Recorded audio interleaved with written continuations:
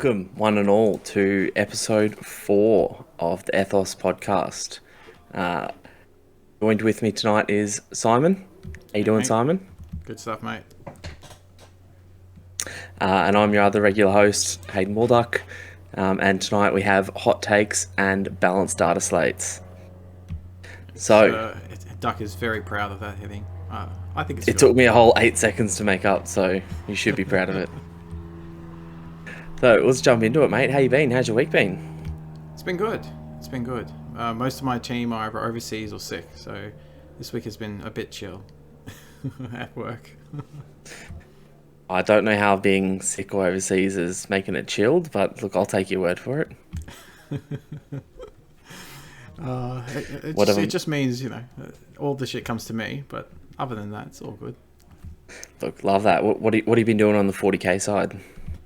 Other than trying to organize different episodes of the podcast, which we've got some interesting ones coming up, and I'll talk about them in a second. Realistically, it's just madly checking our lists and making sure we've got everything submitted for ATC, because that was due less than 24 hours ago, and I'm sure we've all been devouring that, and that's pretty much the fun and excitement of this episode. Yeah, so we'll go a bit deeper into ATC for you guys, what it is, what's happening, and how Queensland's going to win again. Oh, for sure. It's more just like who do we deem to get second? Who will we allow to come second? Yeah, exactly. All right, what about yourself, mate? I know you've been posting up some painting pics and things like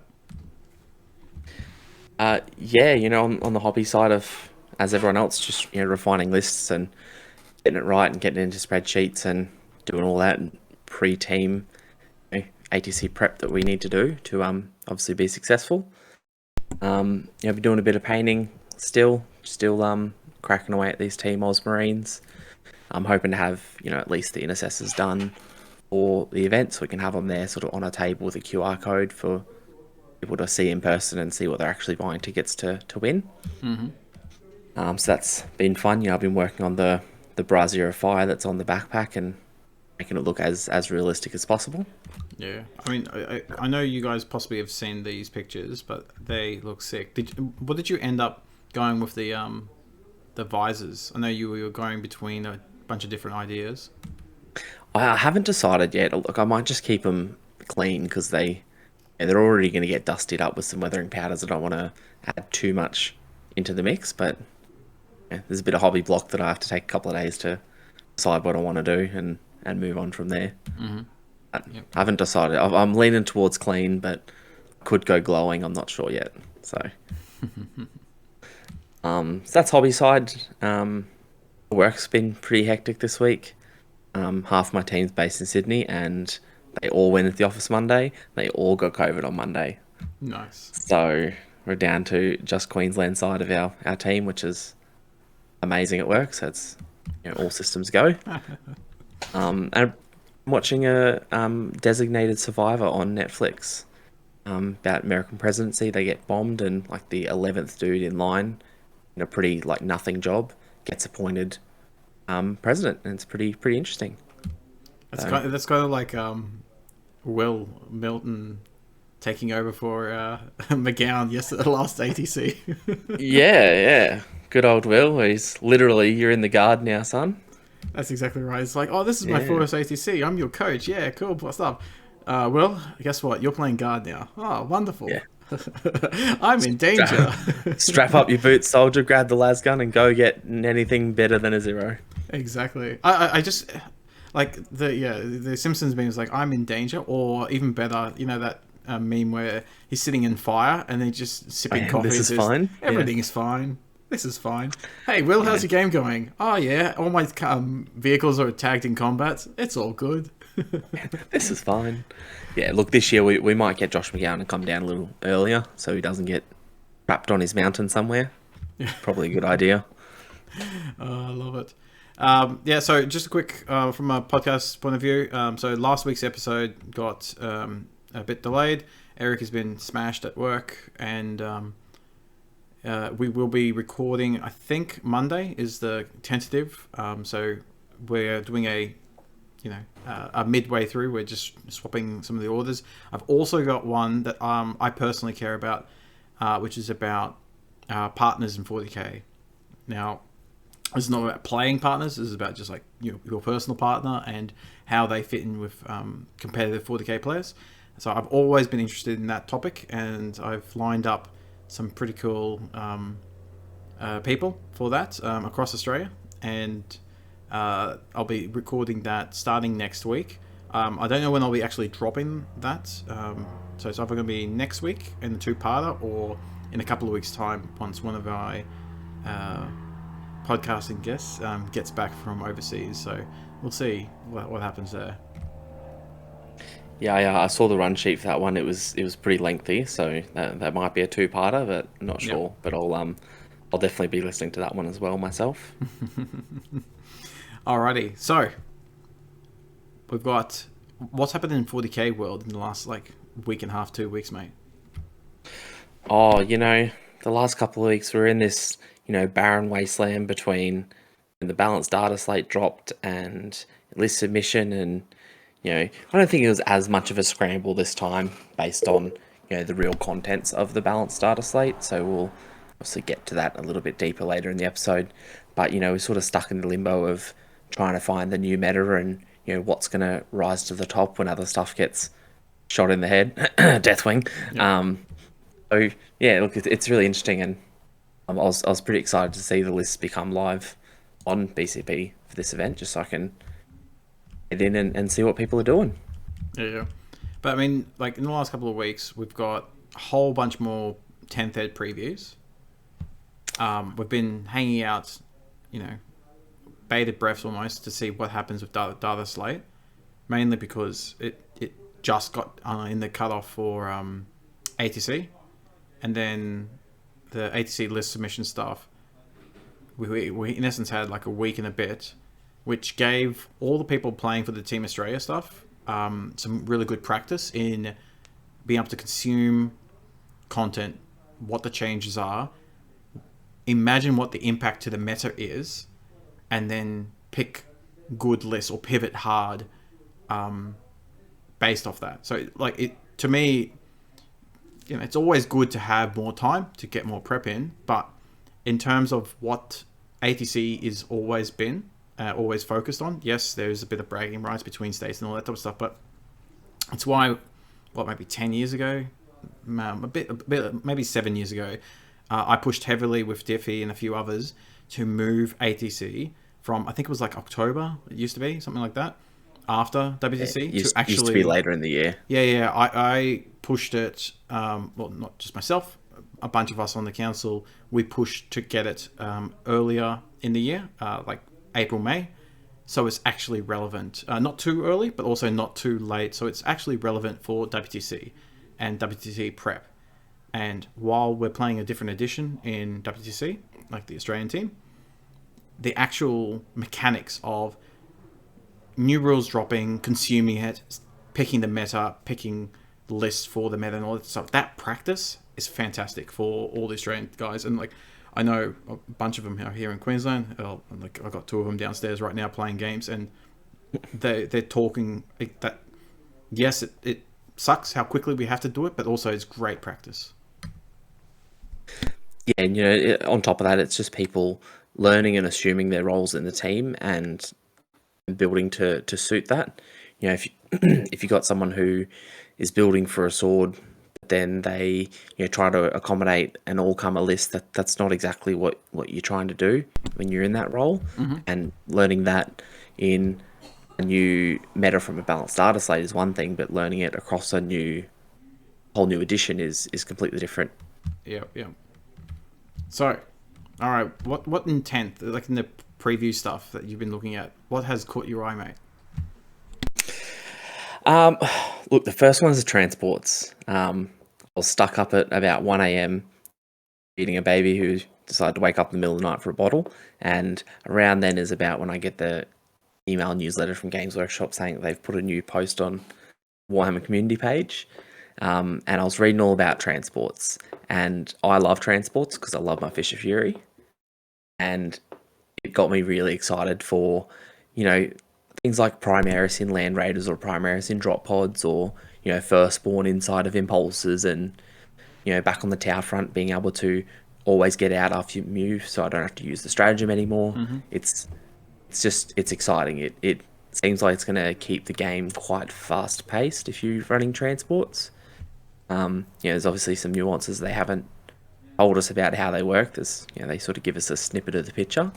But yeah, I'm really excited to see that on the tabletop a bit more. Yeah. I mean, I What know. about yourself, mate? Yeah, we'll talk about it today.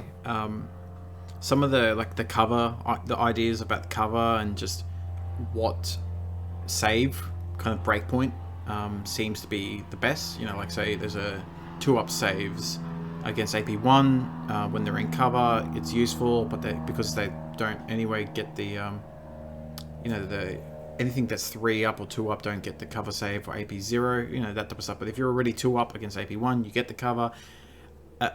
Anyway, look, I'm sure I'm confusing the point, but the point being is something like that, where if it's not costed properly into the model itself, so things with 2-ups seem to have a benefit from a mechanic that's been released, but we haven't seen any of the points. Transports are being another one of those. There seems to be cool things that you can do with transports that you couldn't do before.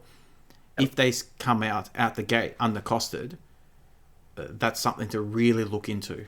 Like I'm giving, almost like an inside sports, but again, we don't know what the points are. If they're overpaying, like if 2-up save things are overpaying for the ability to have 2-up, or transports are 150 points equivalent compared to their 100, then yeah, it's cool, but then it's properly costed. Might not be efficient. Yeah.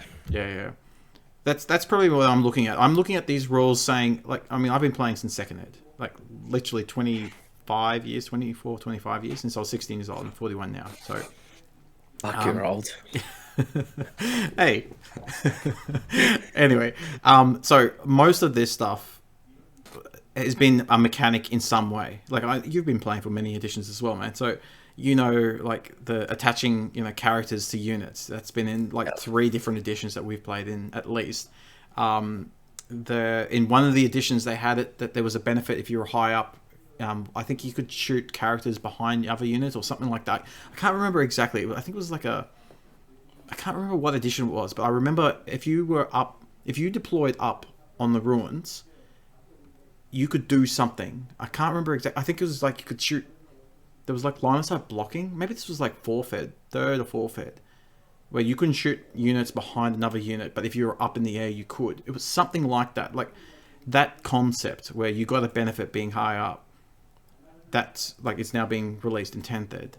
And that was something in the past. And it's just like what's old is new again. That it's cool. It's just cool that, for someone who's been in the, this game and this hobby for a long time, when you see all this type of stuff, you go, oh yeah, I've played that. Oh yeah. And everyone's like, who's only just started, like 8th ed or 9th ed, they go, oh my God, look at this. This is crazy. And we're like, uh-huh. And they're like, what do you mean? You can attach a character? Like you can attach a lieutenant to your squad? I'm like, oh, sweet summer child. You could attach like Drago to Tower squads. Like you haven't even seen the worst of it. Mate, a Vesa Star is still mint. Oh. It's like, here's my Riptide, attach another Riptide to it. And then, what was it? It was a Commander and a Ultramarines. It wasn't like Bobby G or something like that. No, it was just like a Chapter Master. Tigerius or something. Yeah. It's so stupid. So, look, let's hope that doesn't come back, because that was a bit of a Wild West to 40k, and I'd prefer not to go back to those days. Yeah. I mean, what I really like is just the universal special rules. I like that. I hate how everyone's got these, generic rules, and then you say, yeah, that's Deep Strike, or that's, Feel No Pain, but it's called something else. And 9 times out of 10, they're all the same. But then that one time, this Feel No Pain works tiny bit differently to that Feel No Pain. And it's just so stupid. The universal special rules, it should always been a thing. It's good that they're going back to universal special rules, which, just for those uninitiated, that's been a thing for like 2 or 3 different editions. Anyway, that's for me the most thing I'm keen about. Just simplifying the rule set. Not necessarily having simpler rules, but just simplifying the rule set so the rules that are there are just cleaned up. Yeah, exactly. And it is a sort of a whole breath of fresh air. Everyone essentially gets a new codex. They're putting big work into the individual units, and look, I'm really excited. But this is not a 10th edition podcast. This is a 9th edition balanced data slate podcast. So I don't know what you're talking about, mate. ATC who? No. So Simon, tell us what's ATC? What is it? Where is it? How's it run? And why is Queensland the best? All right, so we'll start with the last one. Because, actually, as I was saying, I was talking to Will about... Will is getting name dropped every bloody second here. So, Will, this is just for you, buddy. So I was talking to Will about this today. And one of the key things I really like about the culture, in essence, that we've built here in Queensland is the concept of people kind of having a bit more free reign and spirit, we'll say, to back themselves and develop list ideas, and then testing those list ideas and seeing, as long as they're not delusional, and we've got a bunch of really top players here in Brisbane that can make sure that you're not delusional or not, to prove that backing of yourself. So I'll give a quick example. So let's say I have a list idea. I go, yep, I've played 10 games with it. I'm smashing everybody. I'm like, yay, this is awesome. And then some of the top players will say, Liam, Erik, yourself, me, etc. will go, okay, you seem to be very cocky with this list. It seems a bit different to what everyone else is running. Have a game against me, mate. Prove to me. It's not like they have to prove it to us, but it's just like, this is us to show you're not delusional. They play us, oh yeah, go. Sorry. Yeah, I was gonna say, like, it's not like we don't want them to prove anything to us. It's like, show us what you see. Like, yeah, you obviously see something. Is it just clubbing Timmy's where you could do it in an easier way by just staying sort of on the meta path, or is this something that people haven't investigated, and you might be carving out your own path? So show me what you see. Yeah, it's like a sanity check, I guess. That's what I'm trying to get at. It's not. Yeah, it's not you have to prove anything to me. It's more, we've got players that if you can do well against them, it really tests your sanity that everyone else is saying you're stupid, yet no, there is something here. And we've got, you literally just have to have 3 or 4 games with a couple of people in Brisbane, and it doesn't make a difference if everyone else in the world thinks you're stupid. This is literally Team Australia in a nutshell. Everyone else in the world just think, most of the Australian lists, oh yeah, they're just doing their own thing down there. No. We've tested this. We've had the sanity check. We've actually tested it across top level players. We know we're onto something. And because we have really good competitive rivalries, but friendly competitive rivalries, there's people in all of the clubs, all of the groups around Queensland, especially Southeast Queensland, that they come up with their own special secret sauce. They might come to small tournament or big tournament, or even to me, Erik's, or just one of the stores around Queensland. They play a couple of games, really test that sanity, and then go, yep, I'm onto something. And to me, that's something that we've really fostered. That kind of culture. That's the special sauce, in my opinion, that Southeast Queensland fosters and makes different. And why we're talking shit now is so amazing, awesome. All right, so ATC. Oh, sorry. Yes. Go for it, mate. Enough about Queensland special sauce. No one wants to hear about the sauce we're churning out.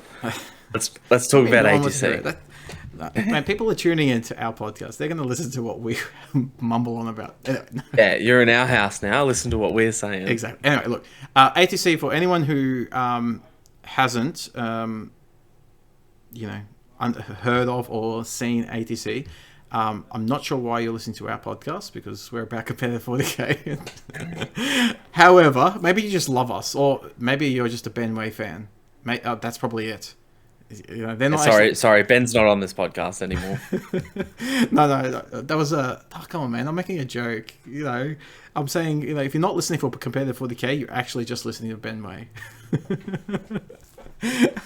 Sorry, Ben. I'm not insulting you too much. Anyway, fuck. All right, so ATC is Australian Team Championships. It's Australasian Team Championships. I must forgive people there, and I think it actually changed to Australian and New Zealand Team Championships. I'm not sure what it was, what it used to be, but the point being, it's states around Australia, states and territories around Australia and New Zealand, because they're extensions of Australia. You know, they're our cousins, sisters, brothers, whatever you want to call them. And really, it's a way for us to test our mettle, again, prep for WTC, the big World Team Championships for both our countries, but also have some really competitive rivalry at that top level with the 8-man teams. And that's the key. It's something that we have done. I think this is the 11th or 12th that's been done over the last 14 years. There was a small gap during COVID. And this is my 8th that I'm going to. And it's something that is taken seriously, but still in a very friendly and competitive manner. Like even the very first one, where there was, you know, little bits of drama here and there, most people are still really they're competitive, but they're friendly at that, you know, at that level. Anyway, I've talked a bunch, man. You take it over from here. I was just letting you go with it. Look, at the end of the day, the ATC is what you said. It's prep for all of Australia for WTC, for the World Team Championships. It's a great opportunity for, you know, different scenes, different metas across the states of Australia and New Zealand to meet up and to just see some differences of, you know, where people are, what they're thinking, or what is winning in their scene, and bring it all together. And at the end of the day, we get to see against each other what is coming out on top, and it's worked really well. It's great practice for Worlds, but it's also a great thing to aspire to locally. You know, if you're doing well in your scene and, you know, you want to take it that little bit further and again, you know, test your skills against people interstate, it's definitely something to strive for, because I don't think I've ever been to an ATC that I didn't love the whole weekend, whole experience. Yeah. I was just thinking, you know, we were talking about the kind of sanity check thing. I think that's what ATC really is as well. It's kind of like, because we'll call them our brothers from, you know, the different states, right? We talk a bunch of shit in the different groups that we're in over the years, right?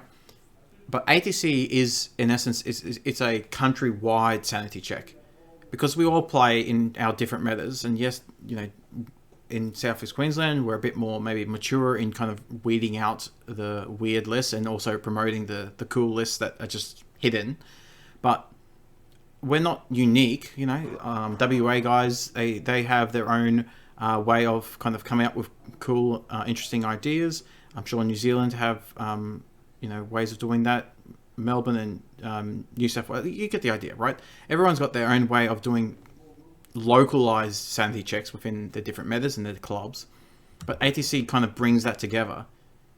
And it's like the people in the different states, they come and just test the different ideas about how to run a team, how to do list building for a team and things like that.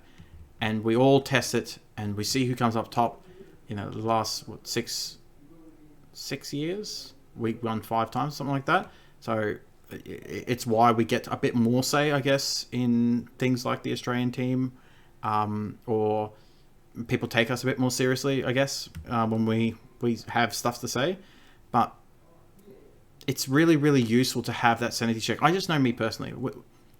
I sometimes come up with crazy ideas, and I need it kind of beaten out of me that whatever my idea is not actually that good, even if I'm beating up. And I play Little Timmy's much less these days, but you know, You just do it on TTS. There's a difference. yeah. Look, the Americans are nice. Just That's yeah. I'm just gonna stick with I'm that. sure. I'm sure they're lovely. Yeah, they are. They talk a lot of smack, but they're very nice people. Anyway, Oh dear. like that's kind of what I'm getting at. It's the ultimate sanity check in preparation for other type of things, but it is really useful testing, and also kind of blooding, I guess, new people every year. We've talked about it a bunch of times where most ATCs we bring in 1 to 2 new players, especially like some really strong up and coming players, and they need exposure at the 8-man level. One for Queensland, and you know the health of Queensland ongoing, but also when they're about to go over to WTC, that they've had some of that experience. Like we've got Will and Alex this year heading to WTC upcoming, but they haven't played in it. Well, Will has, baptism of fire, but Alex hasn't yet. So it's going to be really useful for him and for Australia for them to be part of this. Yeah, as you said, it's really good succession planning because you can't have the same 8 people go to ATC or WTC year on end. People move in and out of the level they play the hobby. They might just not find the current meta enjoyable. That there's multiple reasons why people will and won't play. So it is good to keep that succession line coming through of newer players. 100%, man, and like. People take a step back for any reasons. Like I took a year or a year and a half off when I went to Colombia for that time. I'm sorry. How many games TTS did you play in Colombia? Yeah. I look the 110 so games I played of 9th Ed while I was in Colombia has nothing to do with the lockdowns that I was over. Anyway, when I say take a step back, I mean take a step back from competitive. Like I was playing for myself there, just to keep myself sane. Simon was playing with himself to keep himself sane. Obviously, anyway, the point being is like I took a step back. You're taking a little bit of a step back from some of the competitive games that you're doing because of your new family. I know Erik. He took a step back for this year for WTC stuff. He's helping, but he's not going this year, and. You can't just rely on the same people over and over. One, because it puts too much pressure on them having to play rather than wanting to play. And if you don't have people chasing you in terms of hungry for it, I know this drives me personally. Like some would say, like I've been part of this for many, many, many years. Why not just take some time off and relax? One, I like playing the game. It's what keeps me doing this type of stuff. But I love playing against the new up and comers and keeping up with them. It keeps me kind of like young at heart in essence, because it's really cool to see them hungry for it and chasing me. And I can't then just say, oh, you're a noob, oh, here's stuff, and I can just beat you. It's like when they start beating you, it's like, okay, I need to pick myself up. And I just love that chase. That if they can see a way to get on, say, to the team, and they're rushing forward, you have to jog at least the same with them. I might have a head start, but you can't just sit there. Yeah, for sure. And then you end up with the situation like we have in Queensland, where we have a pool of 30 odd players who could be picked for the team. And any one of those players could be on the team at any given point. Yeah. And it creates a really good scene. Yeah. Which it's good to see. And I mean, we've got some of the pod stuff coming up. We've got 36 players right now. We've got 4 teams of 8 of current and up and coming players, all playing, helping a little bit for WC, but mainly for preparation for next year's event. Fucking awesome. I love it. Alright, so I'll start a slate. That old gem. what was in it, what was not in it, for our favorite factions, and um, what's been used to tone back some other armies, or where have people fallen in the power sort of schedule after this slate. So going through a couple of things that were in there. Deathwing obviously losing their transhuman. Look, by now you've probably all read this and you'll all know this. GSC changing their brood swarm to basically pre-Nephilim scoring, which is not super bad. Kaskin having their mortal wounds capped from the Las Cell stratagem. Banner not ignoring penalties to hit.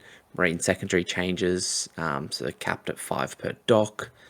All these things were in the slate. And then a couple of things that weren't in the slate was the lock on broadsides, where they didn't get core. Now they get core again. And I'm not as much over the Nids and the Dark Elder, but you're pretty into those, Simon. What happened with those guys? Yeah, so we're kind of just briefly, like as Duck said, you guys have seen what's in the slate. Again, if you're listening to us, that means you're at least halfway paying attention to the competitive scene in 40k. We're mainly going over some of these changes and then thinking about it from our team / ATC prep point of view. Now, Nids and Dark Elder, I'll talk more about Dark Elder just because no one took Dark Elder, and I'm very, very sad. Nids, they, in essence, gained the stuff that they lost. So they're back a little bit more back to actual rulebook, in that they get to change their adaptive trait again. Like, we had that for 2 weeks. That was our one thing. GW took it away from us, and then finally near the end of the edition they give it back to us. Fucking idiots. Yeah. Here's your highly adaptive trait. Lock it in. You're not allowed to adapt it. Yes, and so we got that back. Guys. We got the fucking Hive Tyrant doesn't need to be the Warlord anymore, and if your Warlord's dead, your Imperative doesn't go away. So these are in essence big changes for Tyranids. They're not so big that they're back to top tier, but they're big enough that I think Ez is after ATC is going to be diving back into Tyranid world, just because it's not GSC. And GSC, I'm going to throw a slight bit of shade just because I can't beat them, but GSC are easy mode, and and Erik, he doesn't like playing on easy mode anymore. He's done what he can. He wants to play on hard mode again. And for me, Dark Elder is that. Just because Dark Elder have some clear bad matchups like Knights and shit like that, but it's fun not having to think about, what is it, like 7 or 8 casters that I've got in my ATC list, remembering what casts what and who has what spell, and doing that. Dark Elder is just like, turn my brain off, go duh, I hit good, and just run forward. I was very close. I'm not going to rip you for putting the training wheels back on. I don't mind. Yeah, so that.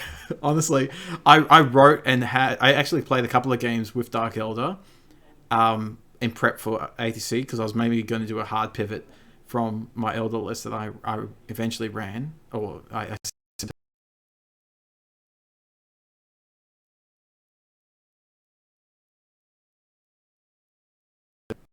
15, 20 more actual games, but I've got Meat Mountain back. I'm loving it. All right. All right, Duck. So most people know, just general changes. What's a hot take in this? What's something interesting that you were thinking about the changes that would impact your own list, and we'll say that, and lineups that people would be bringing? What were you thinking? Yeah, so I'm an avid Tau player, and everyone knows that I'm pretty hardcore into the fish people. So I looked at the core broadside changes first, and sat down. I even had to pull my codex back out, just had a relook through and assessed where we're at in the meta. Their points, what sort of role they'd fill in the armies, and if that really played into my play style, or where I think other people will take the army. I ultimately decided that they're just going to be hot garbage. I hate to say it because I love the models and had a soft spot for broadsides for a while, but I just don't think they're going to make an impact. They're too slow. Even in Montcar when they can advance and shoot, they're still only moving 5 base. With WTC prep in mind, the tables are a bit too dense for them to get a firing angle, or their movability is so limited that they won't get where they sort of need to be to shoot what they want to shoot. So you're sort of just restricted to shooting 24 smart missile shots and just layering buffs on them with Shattersun's full rerolls, another commander to ignore penalties to hit, a +1 to hit from long strike, 6s to hit auto wound from long strike, and just like fishing for 6s. And at almost 100 points a pop, plus adding drones on top of that, I just don't think a 300 point unit is worth that with all that added stuff on top of it. Mm-hmm. Did you see if anyone actually took? They did. I was waiting for it. I was waiting for the brick, and I believe it's Richard Hill from New South Wales. Nice. Let's have a look. Apologies if I got that wrong. I'm just looking it up at the moment. Yeah, Richard Hill. He does. He's got broadside with rail rifles. Yes. So look, not going to take away from Richard. I've played him before. He's top bloke. I just think personally, I don't like them. So I'll keep an eye on how Richard does, and I'll be happily proven wrong. Look, but other than that, GSC were a big one. Some people thought that they had a bit of their scoring toned back, but at the end of the day, they were just back to where they are pre-Nephilim. Which means GSC players might need to make a small pivot just to add a couple more 5-man units in to score behind enemy lines in some games where that would be favourable. Based on just thinking about the lineup, so based on the changes in the lineups, we kind of estimated that most, if not all, and it turns out I think all but one team have GSC. We estimated that most people wouldn't take Deathwing, and I think no one took actual heavy Deathwing. There's a couple of Ravenwing style, but no one's really gone Deathwing, so we kind of picked that. Only one team has gone the broadside, so that's okay. We said GSC, everyone's going to have it, and guess what? Everyone's going to have it. Pretty much everyone has it. Guard's something I didn't pick. We went off it just because we think that the banner, as you had in some of the show notes, is it's toilet paper. The banner, the banner penalty to hit things in our minds seem to be bigger than maybe other teams give it credit for, I guess. I think it's a huge loss. The ability to ignore the wound modifier, wound caps, and all that side of the banner is still great. I think it's the ignoring the penalty to hit that really sort of chokes up guard. They're primarily a blitz skill 4 army. If people are sitting in fence, you don't just get to ignore that anymore. Stuff popping smoke, stuff lightning fast, you just don't get to ignore it anymore, and it can really throw a spanner in the works to their maths. And it's going from someone in a forest, not a mortar, but just a normal unit would be with take aim is hitting on 3s, now it goes to 5s. Because your BS4, you don't ignore the neg to hit penalty, and because maybe you moved and it's in the forest, now you're back to 5s again. So it's actually neg. It's not neg 1 to hit, it's neg 2 to hit, because you used to be able to neg so many to hit.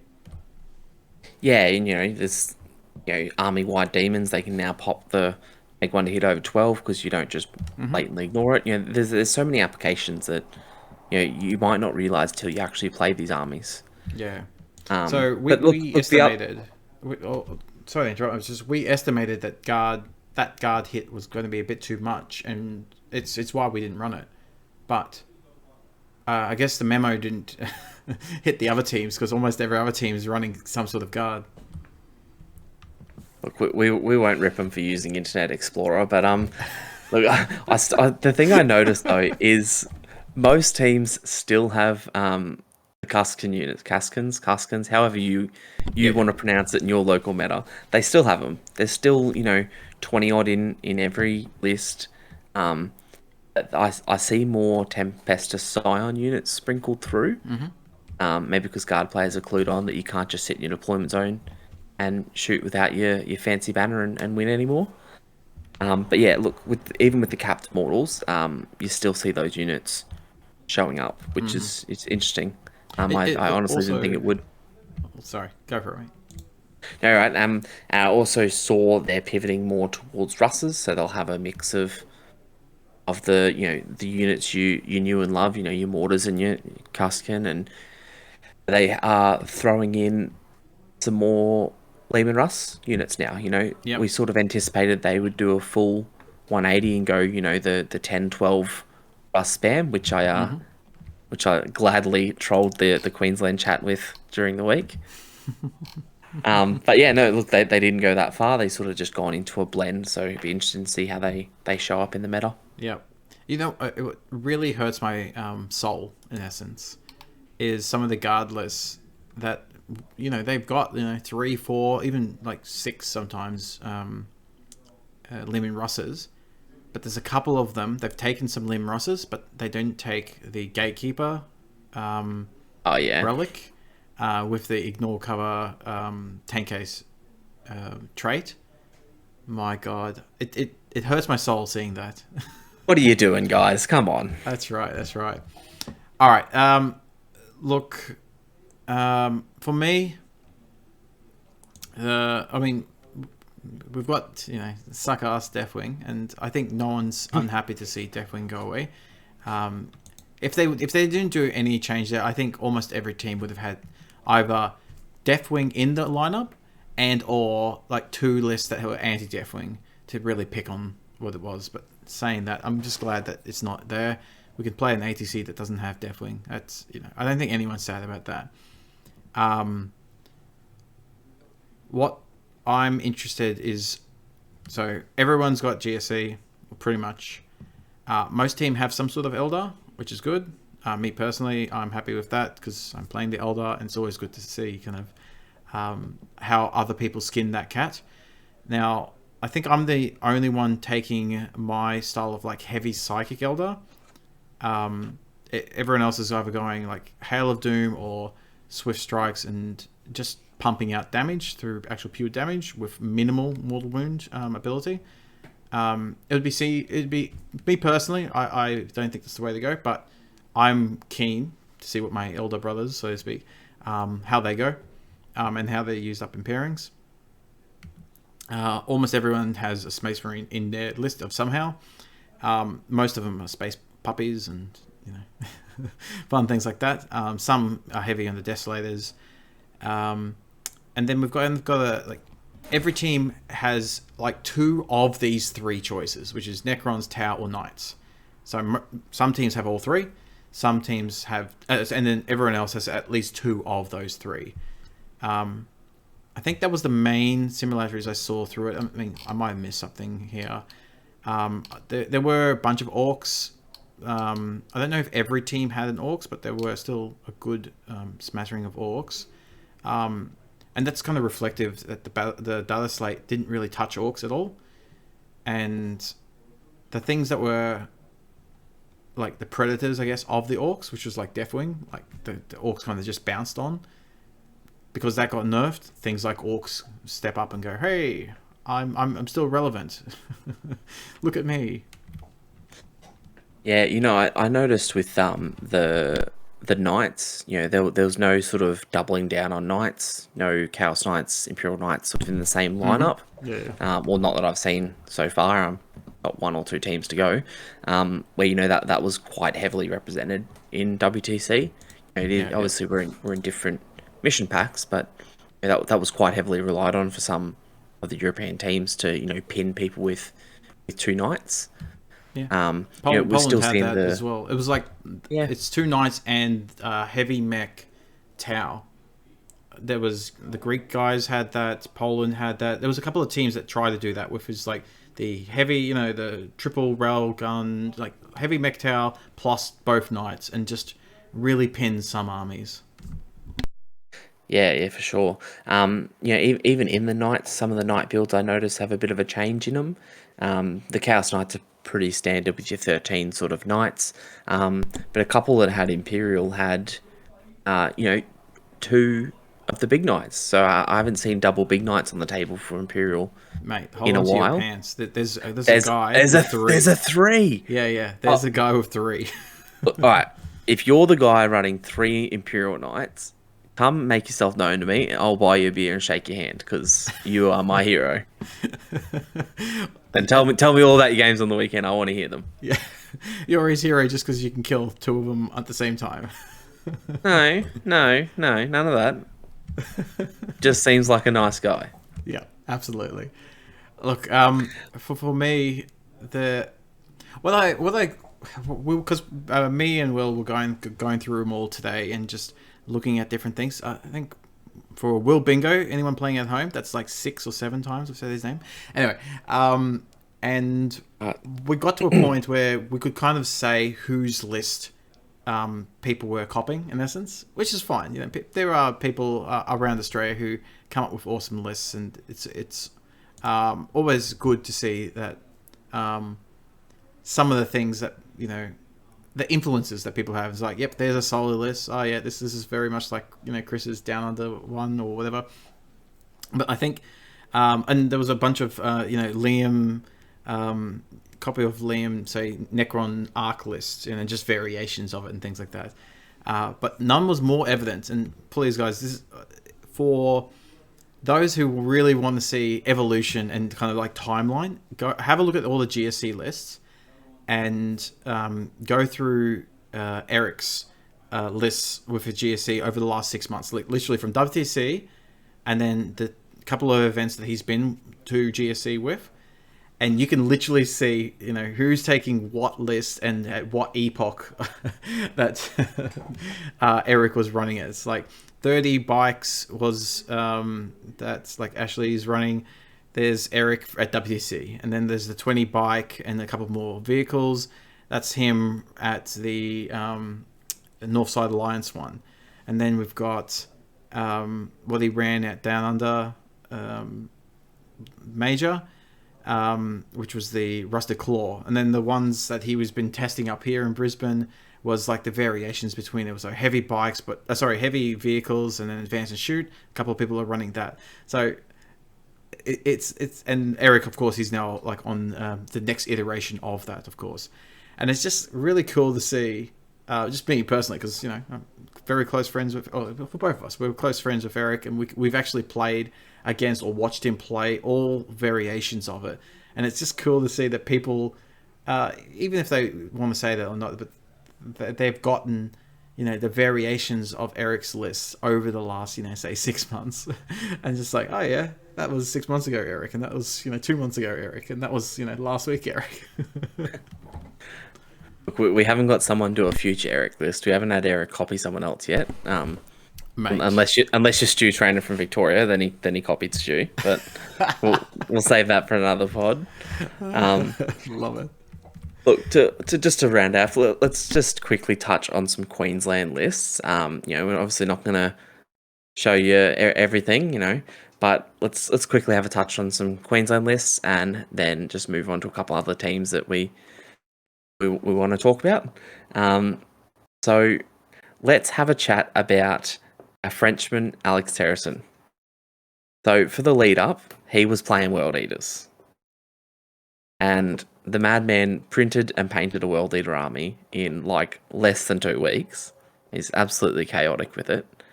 And we got to Wednesday night where I went and had a practice game with him. And he goes, yep, I've locked him a list now. 100% I'm playing World Eaters and 100% I'm taking Angron. I've chosen him. He's gonna stay in the list. Less than 12 hours later, Erik's playing World Eaters against Terrasson, and he goes, all right, if I beat Alex, then he takes it. If Alex beats me, he's not allowed to take World Eaters. Mm-hmm. And it was 24 hours before list sub. So, just to show that some people do just, they either don't find a groove or it just doesn't suit a team. It might be a high-performing codex, but it just doesn't suit what we need, and we drop it. Yeah. This was actually like 6 or 7 hours before, because that was Friday at 1 o'clock when they made the call. Because I went to Eric's house, I was there. I saw him post the pictures of his thing, and I went, all right, I'm gonna go for lunch, and I went over there, hanged out for a bit, and yeah, so that was like 1 o'clock Friday. They actually locked in and switched. That takes some balls. That's right. We've got the copy paste GSC list. Eric's of course copying it from everyone else. The Tau list. This is your next rendition of Tau. I saw there was a couple of people who had your Uprising Tau list. I think one of them was like almost a direct copy and paste. Yes. I'll take my tax. I'll take my copyright laws. I'll take a beer on the weekend for that. Thank you. Yeah. See, I have to have I'm the unique snowflake in my lists, unless I'm playing like Dark Elder or something like that. But I add crap in there that not only I could actually run and use and make work, but it's usually a little bit more complicated than needed. This is both a negative and a positive. And so people, if anyone does, and I've had a couple of people over the years say, yeah, I took your list and did well with it. But if anyone does copy my list, they usually simplify it a little bit. This is like, why the fuck are you getting these 2 relics? I never get any use out of them. I'm getting my CP back, and it's like, all right, sure. We've got McGowan, of course. He's on his Space Wolf, a bit of a variation of what Chris ran. So there's one that's Chris, his epitome of perfection. We'll call it. Nah. And Mr. Argent on his one of his favorite things. So this is the brawnier of the 2 Argents, the more sexy, I got to say. And I like Rory, but Nick, of course, is the one I'm talking about here with his Chaos Knights. He was umming and ahhing literally the day before about 10 and 1, so 10 little babies and 1 big guy, and 13 babies. No, I don't know if he hit you up, but he was hitting me up and a bunch of others trying to work out, what our gut feels were. I suggested, because I played the 10 and 1 version, and got a draw against him, and I was like, okay, you've got, and this was a slightly older version of my list, but it's not something that he should be that happy with, I guess. And so he went, nah, you know what, I'm going to go the 13 one, and I said, yeah, I probably would as well. He tested it out. He's happy with it. See, I don't like 10 and 1 personally, because the big boy can just get blocked, and most competitive lists will have something to either block or screen or funnel them in a ways that they don't want to get funneled. And with the power creep of some of the damage in the game at the moment, even with Blessing of the Dark Master, they will still just die. And if it dies too early, then you're lost. If it dies too late, then I guess you've won. But I feel like the first scenario happens more than the latter. Mm-hmm. Yeah. And one of the interesting things about Chaos Knights, in general, I don't know if this. I think everyone's running this herp attacks. I just keep thinking it's herpa derpas. They don't have a advance in charge anywhere. They've got advance in shoot, but they don't have advance in charge. And I'm always interested about that. That's the one thing I hate about Free Blades, like Will when he was running Free Blades. That this fucking this one little baby knight goes yeet 22 inches. Charges my bloody Jane Czar, does a shit ton of mortal wounds in the charge phase, kills her, or stuns it down. And then I do nothing back in 5 phase and one shots her and steals my objective. I'm just like, what the hell? I hate I hate this and life and you and everyone. But Chaos Knight can't do that. Like they're a pain in the ass to deal with, but they don't have just this, from downtown, here comes an advance in charge. Yeah, I think their true strength is their manipulation of targets, charging. They can just instant roll some melee armies that can't ignore modifiers, because with the dread tests and halving your charge or having to shoot the closest unit is really can just throw a spanner in the works sometimes. And then, you even said it yourself in WTC prep that Chaos Knights were a bad matchup purely just because they turned off your obsec. Yeah. And that can just be a tipping point for so many games. Yep. Look, we've got Rory, another hard pivot from the guard to something else that he's played a bunch of over the years is Demons. Something that was like it's in the list, so it's not like super secret, but it's something that we didn't actually know much about. Well, it wasn't obvious until we started looking into it. Was because he had the Super Chicken rather than Bellicor, and it was a Zench only list, and the Super Chicken's cool, but you can't get yourself out if you're ever tagged or pinned. You can't get yourself out of it. Whereas the Bellicor lists, there's a bunch of people running Bellicor, and the main one is the teleport ability, also the teleport spell. Whereas this list with Bellicor as the warlord, and if it's Zench only, you can have other casters who can have the kind of Bellicor spells, but it doesn't have to be a Disciples of Bellicor. That was the thing that we didn't really know about, and once we found it, we said, oh yeah, that makes 100% sense to change Super Chicken for Bellicor. And the list is interesting. I'm not going to talk too much about exactly how it plays, but just with the ability to teleport a unit, again, this is in the list, this is not me saying anything secret about it, the ability to teleport a unit, it just makes it more dynamic, which is pretty cool. And don't go revealing all our secrets. That's not secrets. The list plays more interesting and dynamic because it can teleport.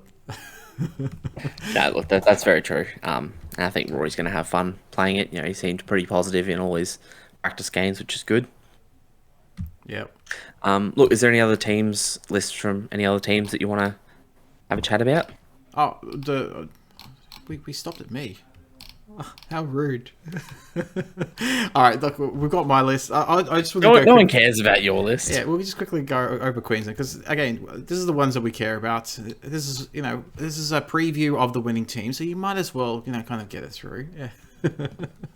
That's fair. Okay, mate. I love talking shit, but also I love talking shit. So we've got my list. I for anyone who knows how I play, I generally stick on a faction and just play every variation of that faction as much as I can.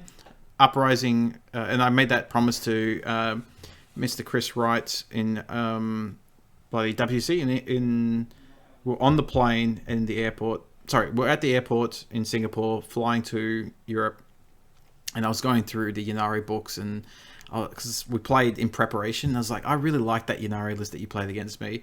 I think I'm going to play Ynnari or Eldar when we get back, and so we were talking about that. And I've been true to my word. I played Ynnari for like a month and a half. I played almost every variation of Eldars. I played Samhain, however you pronounce it, down at Uprising. Had lots of fun there. I've done Ulthway. I've done every variation. In the end, I ran with the Children of Prophecy Masterful Shots.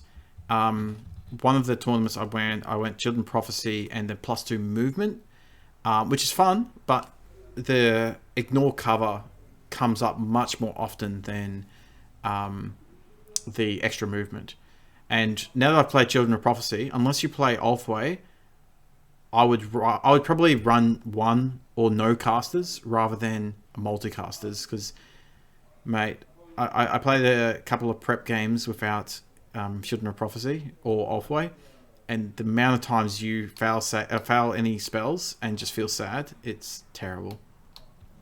So there's nothing better than seeing an Eldar player fail their spells. Yes, no, fuck you.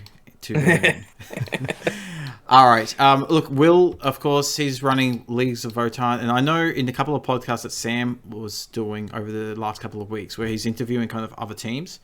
I think it was the ACT team saying, I don't think Votann are any good, and I'll be very surprised if anyone takes it. And then, of course, the two Queensland teams. No other team except for Queensland and Mercs take Votann, and it's pretty much the same list. So, look, we think Votann are cool, and I think they have a place in teams for sure. And Will and Ollie are both doing God's work with it up here. So, It's either, remember how we started this conversation. This is where I actually came up with. This is the sanity check. Is Queensland actually crazy, or do we know super secret squirrel business, or the secret sauce, so to speak, that make Votan actually useful? We're going to see, because both Queensland and Queensland Mercs are running Votan. Every other team have kind of thrown shade of it. It's been talked about in podcasts and other type of tier rankings and all that type of stuff. We're going to see if we're crazy or if we actually know what we're talking about. Are these guys dead weight, or are they going to bring home the bacon for us? Exactly. And it's like dwarf bacon. So I don't know what is dwarf bacon. I don't know. It sounds delicious. Yeah. All right. So look, there's Queensland. That's a sneak preview of the winning team, and a little bit of shit talking, a little bit of not really. It's we have a title to defend. We do take it seriously, but with good fun. Like we. One thing I'm again proud of the Queensland world in the Southeast Queensland world, where we have this kind of friendly, competitive spirit and mindset, where we all try to chase each other and making sure that we're the best that we can be, while not being particularly too cunty about it. All right, too cunty. Yeah, man. We're Australian. Okay. We can't not be. All right. Is there anything? So that's me. I'm particularly proud of our lists, and I think I've given a bit of an overview of what I've seen of the list. There's one list in particular that I wanted to just call out, but before I do, I talk a lot, man. Anything you in particular? You've gone through a bunch of these. What do you want to call out? Well, look, I've already called out to my mate with the 3 Imperial Knights. What a legend. Richard Hill with his broadside blob. I'm interested to see how that's going to run, how they're going to use it in the pairings. I can see its validity bullying a couple of the lighter, the lighter T3 sort of matchups. Mm-hmm. There's a couple of sisters lists. There was a 30 Sacrosanct sisters list with 3 Helverins backing it up. That's interesting idea. Because it's Valorous Heart, and I haven't seen Valorous Heart on the table since I think I took it to Uprising in 2022. Mm-hmm. Don't look too deep into that showing. It was a horrible showing, so I'm not proud of it. So there is a couple of smaller skewed lists that have come out of the woodwork, and I'm pretty interested to see how they perform. Look, for me, the one I want to call out, because I hate it, and I'm just trying to find exactly who had it. Yeah, I think this is it. Yes. So who is the guy? Aaron Kirkman, New Zealand South. You should feel bad. So he's running Custodes, and he's running one that I don't like. I'm giving tiny bit of Secret Squirrel, but I don't particularly like Empress Chosen. And not because it's not effective, it's because it's too effective against my Mortal Wounds. You should feel bad. We won't be playing against each other. All right, let's just put it this way. Or do it just to really stick it to him. Yeah, pretty much. But he's just got a whole bunch of vehicles, and all of it has Fear No Pain against my bloody Mortal Wounds, and that's pretty much it. He's the only Empress Chosen. I'm very, very happy to see that, just personally. But it's a very interesting list. I think look, Aaron, mate, come say hello. I'm Simon, and I want to know how your list goes. It looks AIDS, and I wish you all the best. Let's just put it that way. You're gonna either have really tons of fun because everyone's gonna hate you, or you're gonna be really, really sad because you get bust against the one thing you get hate. That you actually hate. So I don't know exactly. I don't play enough of, Empress Trojan fucking Custodes, but it's a very memey list. It reminds me of Lockie Rig. What was that the Queens of the 2018 ATC? The one that I hosted at the the Brook. I don't remember what I had for breakfast yesterday, but yeah, sure. Yeah, well, the one that was no, it was 2019. Yeah, it was just before I went over to 2019, 2018. I can't remember. No, 2018 because it was the same year as the WTC. Yeah, so I played Dark Elder Boats, and I played Lockie Riggs, and he ran. You know those planes, the custody planes, 2 of them. Oh yeah, Orion dropships. Oh mate, I got bussed into that. And Lockie, he was just like, you know that meme of the black guy just licking his lips and rubbing his hands, mate. Lockie was just like, oh my god, I can't believe I'm actually playing against something that can't kill me. And I go, oh, look, Erik, I think I might be able to get a couple of points here if I go first. He went first. Turn 1 finished. I went over to Erik and go, Erik, do you need any points from me? Just scratch literally for a 0. This is literally the conversation. I walked over and said, Erik, do you need any points from me? And he goes, nah, it should be fine. It's like, all right, I'm gonna have 1 turn, and if it doesn't go well, I'm gonna concede. I'm just want to make sure that's okay. Yeah, we literally played 1 turn. It was sad. It was very, very sad. Boat, Dark Elder against 2 of those gunships. No. So yes. I don't have pleasant memories of playing these bloody custodes, vehicle heavy and Empress Chosen in particular. They should all just die. I guarantee Eric's gonna put you into that now. Probably. Anyway, Happy birthday, Simon. Yeah, that's the one I wanted to call out. The other one I just want to quickly mention, just because it brings back WTC memories, is remember the Greek tower list that we always talked about. Well, guess what? Some crazy person is running almost identical Greek tower. He's running triple hammerheads. What's it called? Long strike. I think it's 2 of the sky rays. Yeah. I looked at it and I was like, Greek tower, you're back. Hey. Yeah, Eric's not the only Greek influence in Australia. Yeah. All right. Well, look, that's all from me. I think I've... Anymore, we start actually giving up secret squirrel business, and then we'll have angry Greek men chasing us. Is there anything else you want to talk about, mate? No, look, we better cut it off before we get hunted down. So, look, we'd just like to thank everyone for listening. As always, leave us a review, a comment, share it. Really gets us out there and gets us more exposure in the community. So really appreciate it if you helped us out. If you like us, refer us to a friend. All that good stuff. Help the algorithm. Help the algorithm gods. Did you say help bang the algorithm? Jesus. Oh, I was gonna say help Angron. I was like, no, we don't want to help Angron. Fuck that guy. No, help the algorithm, please. Awesome. Simon, over to you. Yeah. Well, you said it all, mate. Thanks everyone for listening to Old Man Rambling and young Duck with his alcohol problem. Yeah, we'll go with that. Sure, fine. All right, see you guys.